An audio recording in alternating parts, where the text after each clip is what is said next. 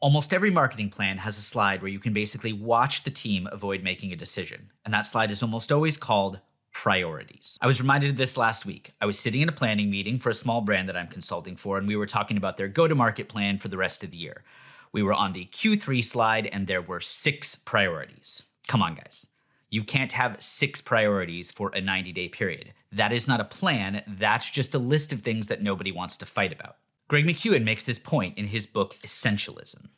The word priority came to English in the 1400s, and it was singular.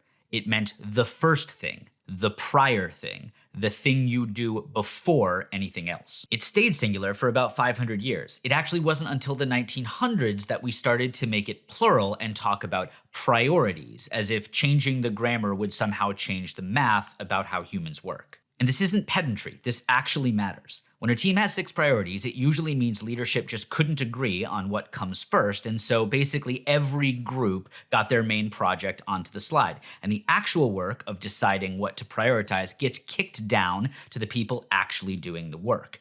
But the problem is, those people aren't going to prioritize based on what's most important. They're going to prioritize based on what's loudest, what they like the most, or what's due first. The team behind a book called The 4 Disciplines of Execution spent a lot of time on this across hundreds of organizations, and what they found is pretty cool. Teams that were focused on 2 to 3 goals tended to hit them. Teams with 4 to 10 goals only usually land 1 or 2, and teams with 11 or more goals land none of them. And that's not because the people got worse, it's because focus got divided. And this isn't only a startup problem. A small team talking about 1 quarter just makes it really visible. A big company talking about a 12-month roadmap has the exact same issues, they're just sitting in a bigger conference room. The headcount only hides the issue. So here's my recommendation.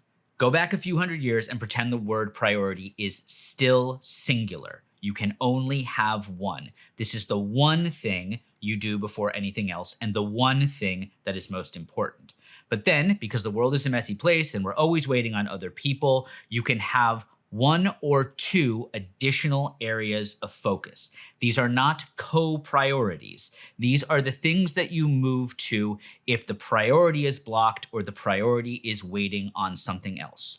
1 priority, 1 or 2 additional focus areas. Everything else gets thrown away or put on hold. And it should be painful to do this. That's how you know it's working. In the words of Michael Porter, the essence of strategy is choosing what not to do. So do the hard thing and choose, because the number of priorities you get to have is 1. Everything else is just the order you'll get to it.